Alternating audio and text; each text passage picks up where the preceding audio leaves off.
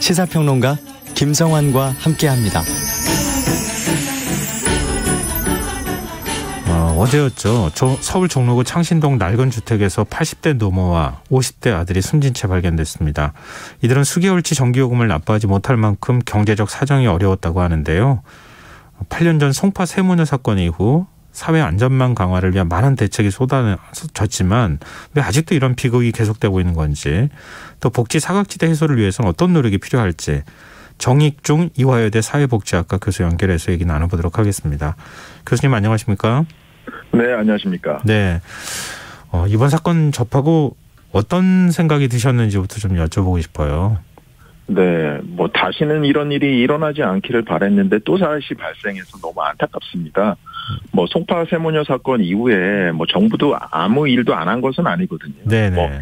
예를 들어서 사각지대 발굴을 위한 시스템도 만들고 긴급복지 지원제도도 손질했지만 잊을만 하면 이렇게 반복되는 것 같습니다. 이런 일이 일어날 때마다 국민들은 이제 분노하고 안타까워하기도 하고 언론들은 보도하고 그랬지만 여전히 사회적 안전망이 충실하지 않은 게 사실이고요.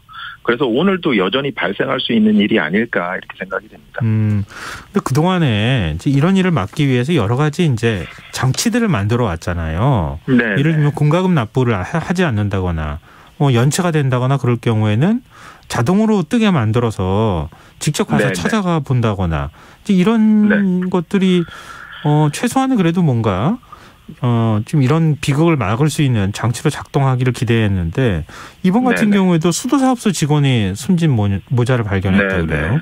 그러니까 지나치게 수도요금이 많이 청구된 게 의심스러워서 이제 찾아가 봤다고 하는데 왜 이런 현상이 나타나는 겁니까? 그러니까 빅데이터를 활용해서 발굴 시스템을 만들기는 했어요. 예. 근데 이제 그런 분들을 발굴하면 다 되는 게 아니라 그런 분들을 찾아가서 확인을 해야 되는데 네. 그런 확인을 할 사람이 너무 부족한 거죠. 그러니까 위기 상황은 너무너무 많은데 네. 그분들을 직접 발굴해서 확인할 사람들이 부족하다 보니까 이런 사건들이 계속해서 일어나지 않나 이렇게 생각이 됩니다. 아니 그런 시스템을 그러면은 만들어도 의미가 없는 거잖아요. 찾아가 보지 않는다면.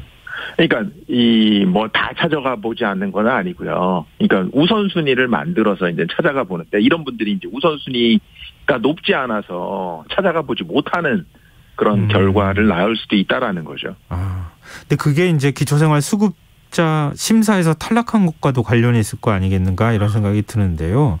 주택을 소유하고 있어서 기초생활수급자로 지정이 못됐다고 하더라고요. 근데 주택은 또 1930년대에 지어진 거의 폐가 수준에 가까운 거였다고 하는데 네네. 이럴 경우에는 그 안전망에서 걸러내기 어렵습니까? 그러니까 이분들은 신청까지 했다라고 하더라고요. 근데 이제 탈락했다라고 하는데 이분이 이제 폐가 수준의 주택이긴 하지만 공시지가로는 1억 7천만 원 정도 했다라고 하더라고요.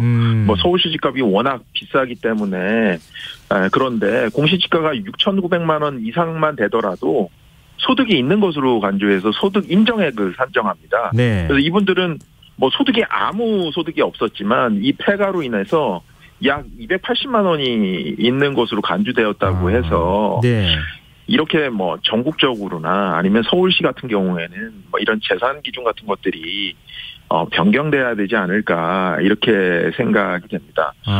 이러면 아마도 그렇게 생각하시는 분도 계실 것 같아요. 집이라도 팔지 그랬을 텐데 살던 곳을 벗어나는 거 쉽지 않거든요. 네네. 그리고 여러 가지 사정이 있었던 것으로 이렇게 생각이 됩니다. 그게 이제 재개발 문제 아니었나 싶은데요. 네네. 재개발이 들어가는 상황에서 집을 팔려고 했지만 팔지도 못하는 상황이었다 이런 얘기도 있더라고요. 네네네. 그러니까 집값을 통한 소득 산정 방식 이걸 좀 바꿀 수 있는 방법은 없을까요? 그러니까 재산 기준 같은 경우는 소득 기준, 재산 기준을 없앨 수는 없고요. 그러니까 재산 기준 같은 경우에는 조금 현실화할 필요가 있지 않을까 이렇게 생각입니다. 듭니다. 서울시 집값이 워낙 급등한 상황에서 예전 기준으로 이렇게 한다라는 것 자체가 문제가 되지 않을까 이렇게 생각이 되고 그런 기준 산정 자체가 매년 이렇게 조금씩 올라가기에는 있지만 현실을 반영하기에는 속도가 좀 늦기 때문에 이런 현상이 계속 일어나지 않나 이렇게 생각이 됩니다. 네. 8년 전에 송파 세무녀 사건이 발생한 이후에 많은 이 복지 사각 지대를 줄이기 위한 노력을 해왔는데 그래도 역시 여전히 이제 이런 사건들이 이제 여전히 발생하고 있는 상황인데요. 지금 복지 사각지대 노인분들이 대략 어느 정도 된다고 하는 뭐 통계나 조사 결과 같은 게 있습니까? 그러니까 사각지대 규모는 뭐 저희가 모르기 때문에 지금 발굴을 못하는 거거든요. 예. 그러니까 뭐 계속 뭐 규모에 대해서는 이제 계속 고민하고 있고 찾고는 있지만 사각지대라는 게 이제 뭐 지원을 하지 않으면 다 사각지대일 수 있는 거잖아요. 예. 그러다 보니까 사각지대 중에서도 우선순위가 있고 우선순위가 낮았지만 이렇게 뭐 죽어서 발견되시는 분들도 계시고 그렇지 않나 이렇게 생각이 됩니다. 왜 그러냐면 이런 분들을 찾으려면 아까 전에 말씀드렸던 것처럼 인력이 굉장히 필요한데 네. 사회복지 인력이 많이 충원됐다라고는 얘기하거든요. 예. 그런데 그만큼 사회복지 업무도 늘어났습니다. 예. 뭐 예를 들어서 이제 전국의 복지 대상자가 한 1,000만 명 정도 된다라고 얘기하는데 네. 이런 읍면동의 복지 업무를 담당하는 사람이 한 10,000명이에요. 이 복지 담당자 한 명이 한 1,000명 정도를 관리하고 있는 셈인데 이분들이 제대로 된 관리를 할 수 있을까 이런 생각도 듭니다. 공무원 숫자를 좀 늘려야 된다. 담당 인력을요. 그러니까 막 이러면은 뭐 국민들도 또 반대를 하실 텐데 네. 저는 뭐 공무원 중에서 뭐 행정직을 사회복지직으로 이제 재교육을 해서 옮긴다든지 여하튼 지금 현재 사회복지직 공무원의 숫자는 굉장히 부족한 상태입니다. 그렇군요. 근데 서울시의 경우에는 복지 사각지대를 찾고자 찾동이란 복지 사업을 펼치고 있다고 하더라고요. 이게 어떤 네네. 사업입니까? 그러니까 뭐 이런 분들을 이게 직접 찾아 나서는 뭐 그런 역할을 하시는 분들인데 네. 이분들의 이제 숫자도 적기도 하고요. 예. 그리고 이분들의 아직까지는 이제 전문성의 문제에서 뭐 조금 그러니까 이 찾동을 시작한 지가 얼마 안 되기 때문에 네. 전문성이 높지 않다라고 이렇게 평가하는 분들도 계시고 근데 뭐 제가 보기에는 제일 문제인 거는 숫자가 부족한 게 가장 큰 문제가 아닐까 이렇게 생각이 듭니다.